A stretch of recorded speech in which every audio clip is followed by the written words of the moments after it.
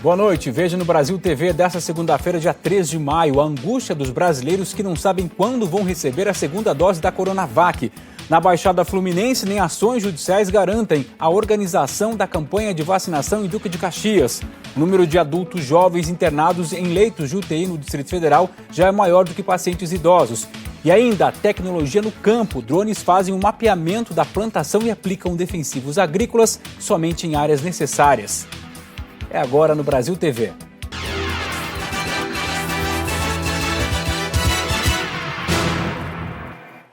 O Ministério da Saúde ainda não informou qual vai ser o prazo para normalizar o estoque de Coronavac em todo o Brasil. E mesmo com esse atraso, a orientação do Instituto Butantan é tomar a segunda dose, tomar o reforço. Era para o seu José, de 69 anos, ter tomado a segunda dose no último dia 29, mas ainda não conseguiu. Ele é de São Lourenço da Serra, uma das cidades da região metropolitana que estão sem a vacina da Coronavac. A gente mora no sítio, trabalha na feira, mexe com muita gente, então tem risco, né? Essa situação se repete em outras cidades paulistas.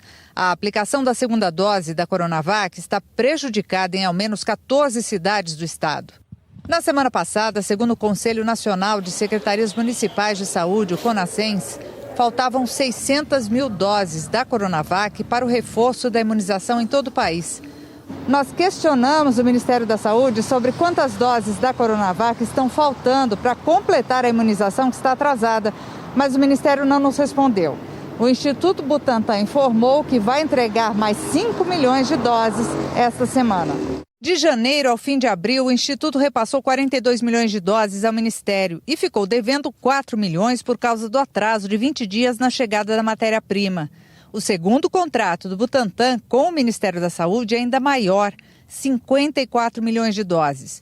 Os primeiros 6 milhões desse segundo contrato, que também deveriam ter ido para o Ministério da Saúde na sexta-feira, estão atrasados.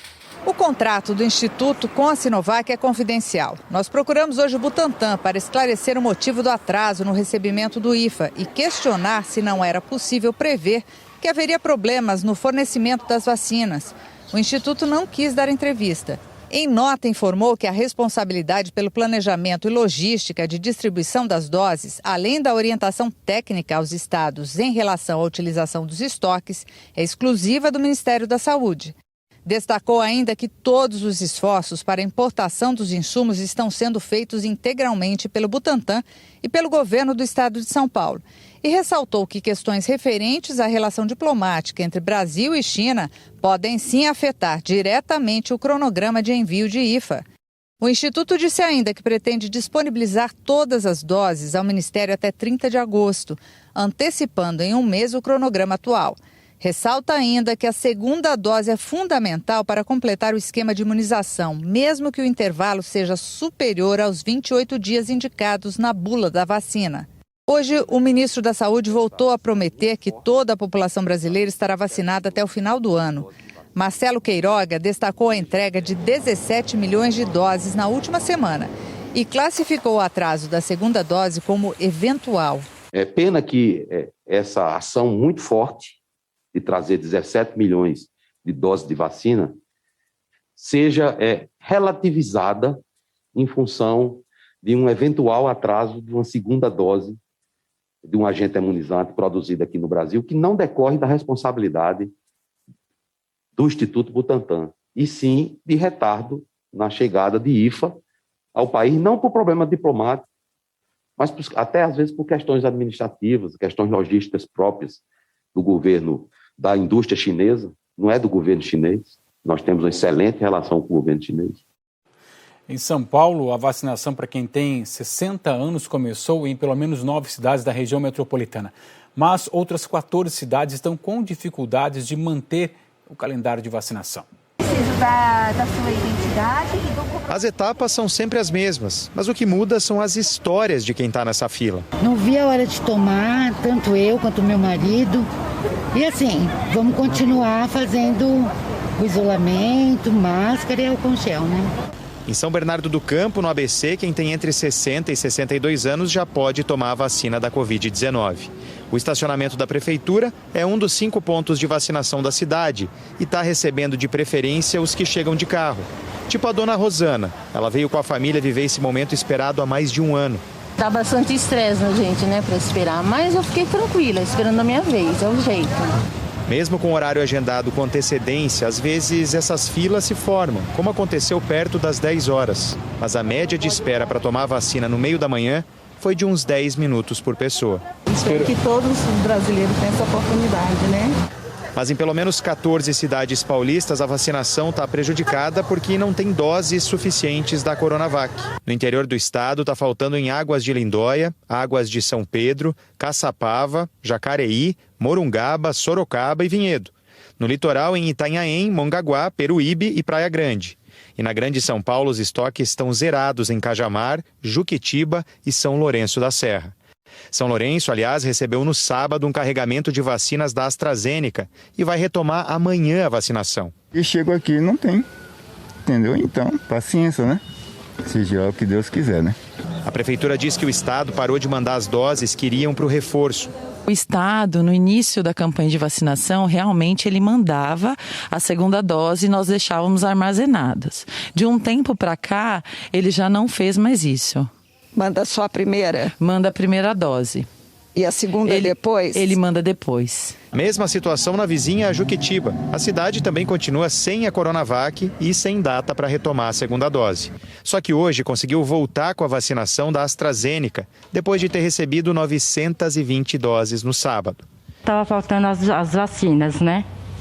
E eu estava preocupada nessa parte. O ritmo da vacinação deve ganhar um fôlego nos próximos dias. Hoje pela manhã, o Ministério da Saúde começou a distribuir para as capitais 1 milhão de doses do imunizante da Pfizer-BioNTech.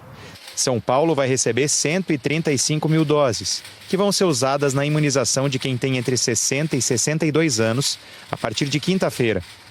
E entre sábado e domingo, o país recebeu mais 3 milhões e 900 mil vacinas da AstraZeneca, que também vão ser distribuídas para estados e municípios. Elas fazem parte do consórcio COVAX Facility, liderado pela ONU e do qual o Brasil faz parte. Pelas regras do Programa Nacional de Imunizações, o estado de São Paulo tem direito a cerca de 20% delas. A Secretaria Estadual de Saúde de São Paulo diz que vai enviar, ainda essa semana, novos lotes da Coronavac aos municípios, mas não tem uma data. Sobre a falta de doses, disse que envia as mesmas quantidades para a primeira e segunda dose, que cabe às prefeituras a vacinação de acordo com critérios técnicos, respeitando as faixas etárias e o intervalo dessa aplicação. Em Belo Horizonte, a aplicação da segunda dose da Coronavac também foi suspensa por falta de doses. O seu Milton pulou da cama cedo e veio para o centro de saúde do bairro Ermelinda para tomar a segunda dose da Coronavac. Mas voltou para casa frustrado. Não, falou que não tem a Coronavac, que eu tomei ela, né? Que eu tomei a primeira vez. Dizer que não está tendo. Aí até me deu esse papelzinho para ir entrando em contato com eles. A dona Alvacir também veio cheia de esperança para completar a imunização, mas perdeu a viagem. Me deram o telefone para eu me informar que a previsão é para quinta-feira próxima. A vacinação com a Coronavac, desenvolvida pelo laboratório Sinovac, em parceria com o Butantan, está suspensa em Belo Horizonte. Idosos de 68 anos ou mais, que começaram a receber a segunda dose na semana passada, vão ter que esperar a chegada de uma nova remessa para completar o esquema vacinal. A justificativa para o desabastecimento da Coronavac é que a Secretaria Municipal de Saúde está seguindo a orientação do Ministério da Saúde de não guardar as segundas doses do imunizante para esse público. O fim da dose da Coronavac prejudica também idosos entre 64 e 67 anos, que já poderiam tomar a segunda dose a partir de hoje. A Secretaria Municipal de Saúde afirmou que é imprescindível receber novas remessas para ampliar os grupos de vacinação. No total, há cerca de 84 mil idosos em Belo Horizonte entre 64 e 67 anos. O intervalo mínimo definido pelo Ministério da Saúde para a aplicação da segunda dose da Coronavac vai de 14 a 28 dias. A Prefeitura de BH disse que assim que o imunizante for entregue, vai continuar a vacinação. A cidade do Rio, a Prefeitura chegou a anunciar que iria suspender a aplicação da segunda dose da Coronavac por falta de um estoque. mas logo depois divulgou um novo calendário que depende da chegada de mais remessas no Instituto Butantan. A Lívia Torres explica pra gente. A Denise é cadeirante e tem 66 anos.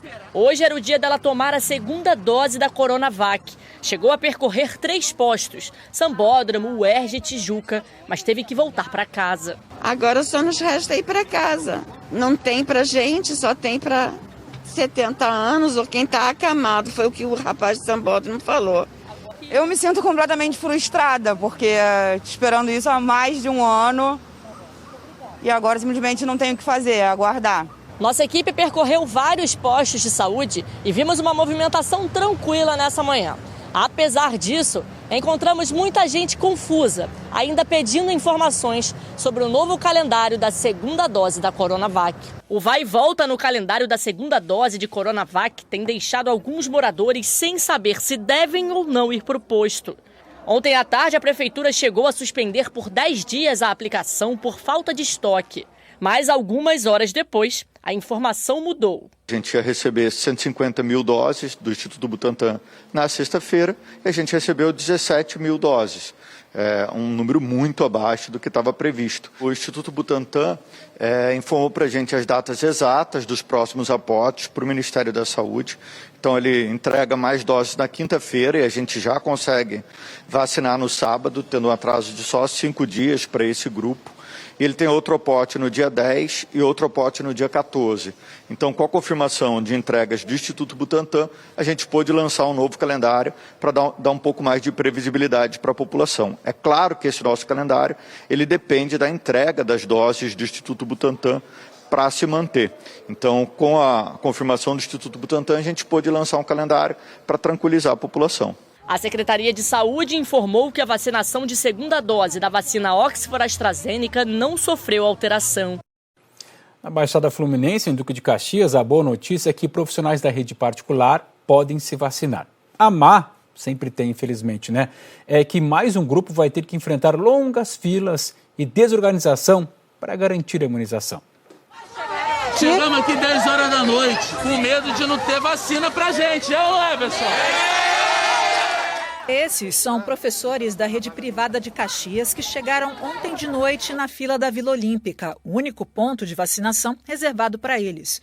E quando o dia amanheceu, a fila já dava a volta pelo local. Centralizaram todos os 4 distritos de Caxias em um único local. Então você tem aí primeiro distrito, segundo, terceiro, quarto, que tem quase 100 escolas cada um, com um único destino que é esse daqui, que é a Vila Olímpica. Além da falta de logística, alguns professores reclamaram que não tinha ninguém da prefeitura para manter a fila organizada, o que permitiu que muitas pessoas guardassem lugar para quem nem estava lá ainda. Eu cheguei e era 00:30. Na hora que a gente chegou, tinha umas 15 pessoas na nossa frente e por volta das 4 da manhã já tinha mais de 100. Ou seja, pessoas guardando lugares dos outros na nossa frente. Tá todo mundo juntinho, todo mundo em bloco. Nem o controle, o pessoal foi chegar agora e não falou nada, só foi chamando. Segundo o prefeito Washington Reis, quem está na fila vai voltar para casa vacinado. São 8 horas da manhã e a velocidade aqui que eu estou vendo, daqui 1 hora não tem ninguém aqui. Agora são 10 horas da manhã, já tem mais de 2 horas que a fila está dentro aqui da Vila Olímpica, mas ainda tem muitos profissionais de educação aguardando para receber a primeira dose da vacina. Segundo o Ministério Público, já foram 4 decisões descumpridas pela Prefeitura de Caxias. A última, de sábado, bloqueou os bens do prefeito em mais de R$2 milhões por não cumprir o Plano Nacional de Imunização. Mas, por enquanto, não houve qualquer efeito na organização da vacinação. No Distrito Federal, nesse fim de semana, a internação de pessoas entre 50 e 59 anos com Covid atingiu a maior proporção de internos entre essas faixas etárias. Antes dessa segunda onda da doença, as pessoas com idade a partir de 60 anos eram a maioria. O Marvel vive a angústia da espera por um leito de UTI. É para o pai dele, o Sebastião, de 77 anos, que está entubado e precisa de uma unidade de terapia intensiva. Ele está desde sexta-feira internado aqui, o estado dele é grave. Já solicitaram um leito de UTI, mas não há vaga de UTI, há uma lista de espera. Nós já tentamos de todas as maneiras possíveis para fazer a transferência dele do Hospital de Braslândia para algum outro lugar onde tenha uma UTI própria para pacientes da Covid. A Lei de Acesso à Informação mostra que 690 pessoas morreram na fila por um leito de UTI este ano aqui no DF. Em janeiro, foram 78 mortes de pessoas que esperavam por uma UTI. 14 delas eram pacientes Covid. Em fevereiro, foram 137 mortes de quem estava na fila. 13 tinham Covid. Em março, um salto. 475 pessoas morreram durante a espera por uma unidade de terapia intensiva e 248 esperavam por uma UTI Covid. Em abril, ainda não temos os números fechados, mas até a última sexta-feira, pelo menos 140 pessoas com Covid morreram na fila por um leito de UTI. Muitas delas tinham determinação da Justiça para transferência para uma unidade de terapia intensiva e, mesmo assim, não conseguiram. Segundo a Defensoria Pública do DF, março e abril registraram recordes de ações ajuizadas com pedidos de leitos. A Defensoria Pública do Distrito Federal ajuizou, em abril, 513 ações demandando acesso a leitos de UTI. Isso significa um aumento de 7 vezes em relação ao mesmo período do ano passado, abril de 2020. E 6 vezes o que nós vimos em abril de 2019. E os números continuam mostrando que pessoas de faixas etárias mais novas têm tido mais complicações do que quem é mais velho. Especialistas dizem que já é um reflexo da vacinação dos idosos e também das variantes, que são mais infecciosas. No fim de semana, a faixa dos 50 aos 59 anos passou pela primeira vez de 100 pessoas internadas com Covid. Ontem, esta faixa etária era a que tinha a maior quantidade de pacientes no hospital, 25% do total de internações. Depois, a faixa dos 60 tinha 24% das pessoas internadas com coronavírus. 16% tinham entre 40 e 49 anos, 10% na casa dos 70. Acima dos 80 anos de idade, 4% das internações. Com relação aos menores de 60 anos, aí nós temos um número maior de pessoas que acabam se expondo. E agora, como a transmissibilidade ainda é alta e o número elevado de infecções, então aí a gente tem um risco de aumento de pacientes graves nessa faixa etária. E acontece que entre 50 e 60 anos a gente tem o maior número de pessoas com comorbidades. Então, o somatório desses fatores faz com que a gente tenha um aumento dessa população nos leitos hospitalares.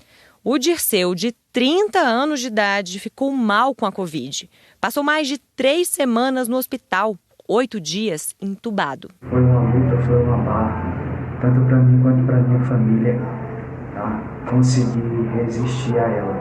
Para vocês jovens, nessa questão de balada, tome cuidado. A gente fala agora da campanha de vacinação contra a gripe influenza. Em Sergipe, essa adesão está baixa. Em várias unidades de saúde, a movimentação tem sido assim, lenta e com salas de vacina vazias. A campanha de vacinação contra a gripe influenza começou no dia 19 de abril em Sergipe, nos 75 municípios sergipanos, e foi dividida em 3 fases. A primeira, que ainda está em andamento, tem como os grupos prioritários crianças de 6 meses a menores de 6 anos de idade, gestantes, puérperas, povos indígenas, trabalhadores da saúde. Mas até agora a cobertura tem sido baixa. De 80% das doses distribuídas, somente 30% foram aplicadas. Nesse momento, assim, muitas pessoas estão com receio de sair de casa. Ainda tem esse detalhe, mas a gente tem que lembrar que as outras doenças também elas circulam, então a gente não pode baixar a nossa cobertura. A influenza, ela ainda é uma doença que mata, ela é uma doença que tem um alto índice. E a gente está no período sazonal, né? A gente vai começar a ter casos de influenza. A baixa adesão foi verificada em todo o estado. Apenas 12% dos trabalhadores da saúde foi em busca da vacina contra a gripe. 33% do público infantil vacinado. A segunda fase da campanha de vacinação contra a gripe influenza começa já a partir da próxima semana. É do dia 11 de maio até o dia 8 de junho, onde serão contemplados idosos só a partir dos 60 anos de idade e também professores. Há uma estimativa de que pouco mais de 291 mil pessoas sejam vacinadas. Veja a seguir, a polícia de Minas Gerais investiga a suspeita de agressão de policiais em um homem em João Levale. A ação foi gravada pelas câmeras de segurança.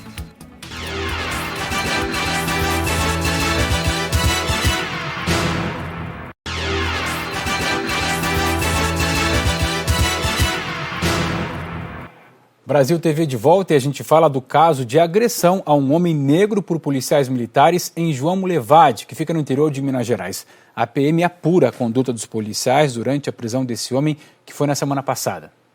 As imagens são da câmera de segurança de uma distribuidora de bebidas. Os 2 policiais militares chegam no local e um deles aborda este homem e o encosta contra a parede com as mãos para cima. Em seguida, os PMs tentam algemá-lo. O homem resiste e é derrubado no chão. Segundo o boletim de ocorrência, o homem disse que não era bandido. Os policiais disseram que ele reagiu à prisão com socos e ainda tentou pegar a arma dos militares. Mas nas imagens não é possível identificar essas agressões. Por esse outro ângulo, o que vemos é que um dos PMs segura o rapaz pelo pescoço. E mesmo imobilizado, o outro policial dá vários socos no rosto do homem. Essa mulher tenta parar as agressões e é empurrada. Os policiais disseram no boletim de ocorrência que abordaram o homem porque foram ofendidos. Eles estavam fazendo um patrulhamento ali perto do local quando ouviram os xingamentos. Retornaram e entraram na distribuidora de bebidas para dar voz de prisão ao rapaz. Mas por causa das agressões, a Corregedoria da PM vai analisar as imagens e investigar a conduta dos 2 policiais. A situação acabou chamando a atenção de outras pessoas que também tentaram intervir. Os militares pediram reforço policial. O homem foi levado para o hospital com escoriações leves e preso por desacato, desobediência e resistência. No boletim, a polícia disse que não foi possível identificar uma testemunha idônea para prestar depoimento sobre o ocorrido. A Polícia Civil de Minas disse que ratificou a prisão em flagrante do suspeito pelo crime de desacato. Ainda segundo a polícia, depois do pagamento de fiança, ele foi liberado. Nós não conseguimos contato com os outros envolvidos na ocorrência policial. E a Polícia Federal prendeu hoje cerca de 200 peças de marfim de elefante. Acredite, isso foi lá em São Paulo. O material foi recolhido numa joalheria na região central. São brincos, colares, pulseiras e até estátuas. Uma parte disso estava exposta para venda. IBAMA e Polícia Ambiental ajudaram a PF nessa operação. É um desdobramento de uma apreensão feita no ano passado. Na época, 300 peças de marfim foram encontradas também aqui em São Paulo. Hoje ninguém foi preso, a investigação continua. A Polícia Federal diz que identificou um fornecedor desse marfim retirado de elefantes, né? E marfim aí que é alvo de tráfico para o Brasil. Claro que tudo feito de maneira ilegal. A pulverização da área de defensivos agrícolas é a nova aposta dos produtores de uva que ficam lá no Vale do São Francisco, em Pernambuco. O serviço é feito com a ajuda da tecnologia. Drones fazem um mapeamento da plantação e aplicam os produtos nos pontos exatos, otimizando, por exemplo, o consumo de água. Este som foi muito ouvido nos últimos dias nesta fazenda que fica no N5, Zona Rural de Petrolina. A plantação de 109 hectares com 5 variedades diferentes de uva tem recebido os defensivos agrícolas de uma forma mais moderna. A pulverização aérea já tem proporcionado bons resultados. A pulverização terrestre, ela requer uma quantidade de calda maior que a pulverização aérea, consequentemente uma dose de produto maior. Então a gente também economizaria na quantidade de produto utilizada. A pulverização aérea faz parte do conceito chamado de agricultura 4.0, que consiste na interação entre os softwares e o manejo do campo. O serviço é feito por um drone que tem cerca de 2 metros de comprimento e que pode carregar até 50 litros. Esta empresa que disponibiliza essa tecnologia na região do Vale do São Francisco atendeu na última semana 6 fazendas com 2 aplicações em cada. O retorno dos produtores rurais tem sido positivo. Uma outra vantagem muito importante do drone é justamente a redução no custo operacional da aplicação, haja vista que reduzimos em mão de obra, reduzimos o número de equipamentos utilizados e os impactos ambientais que a pulverização convencional traz, como por exemplo a compactação do solo. Mas antes disso, é preciso fazer um mapeamento detalhado para saber como a cultura vem se desenvolvendo, onde há mais pragas e até informações sobre a topografia do terreno da plantação. Esses dados também são gerados pelo drone e em apenas um sobrevoo. A partir daí, os profissionais envolvidos no processo entram em contato com o produtor para que juntos possam definir a melhor estratégia para tratar da plantação ou da situação encontrada nela. Esses dados permitem a gente avaliar índice de crescimento vegetativo, presença da praga ou doença em determinado ponto específico da área, desvio nutricional proposto pelo manejo inadequado nutricional. Então, nesse primeiro momento, a gente parte com todas essas informações que vai auxiliar diretamente na tomada de decisão de forma rápida e assertiva. O Brasil TV fica por aqui, te lembrando que o Jornal Nacional começa às 8h30, horário de Brasília. Para você, uma ótima noite e até amanhã.